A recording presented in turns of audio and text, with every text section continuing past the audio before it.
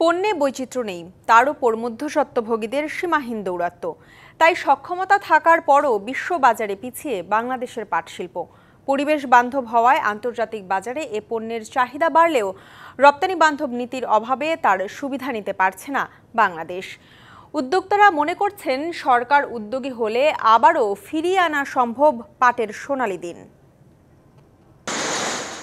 স্বাধীনতার পর দেশের বৈদেশিক মুদ্রা আয়ের সবচেয়ে বড় খাত ছিল পাট। এজন্য বাংলাদেশ বিশ্ব দরবারে পরিচিতি পায় সোনালী আঁশের দেশ হিসেবেও। কিন্তু ৯০-এর দশক থেকে পাটের চাহিদা কমতে থাকলে হারিয়ে যায় সেই সোনালী দিন।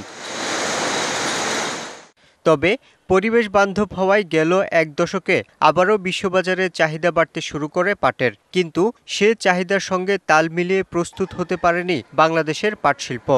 সমস্যাটা হচ্ছে যেটা, এই যে আমরা বলছি যে আমাদের জুট সেক্টর মানে হচ্ছে ছালার অবস্থা, এই যে একটা নেগেটিভ বা একটা জেনারেল পারসেপশন, এই সেক্টরে এভাবে থেকে কিন্তু উন্নতি করা সম্ভব না।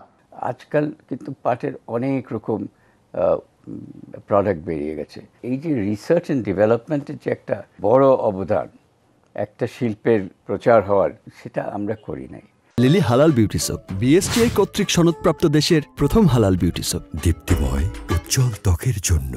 পাটজাত পণ্যের উদ্যোক্তারা বলছেন, মধ্যস্বত্বভোগীদের দৌরাত্ম্যে ন্যায্য দাম পান না কৃষক, আর এ কারণে কমে উৎপাদন। বড় একটা ব্যারিয়ার তৈরি হয়েছে রিসেন্টলি, যে ব্ল্যাক মানি হোল্ডাররা এখানে ঢুকে গেছে, তারা স্টক করে রাখছে। অর্থাৎ সিজনে যে পাটটা ২,২২০-২৫০০ টাকার মধ্যে বিক্রি হচ্ছে, সেটা আজকের বাজারে সেটা ৪,০০০ বা ৪২০০ টাকা।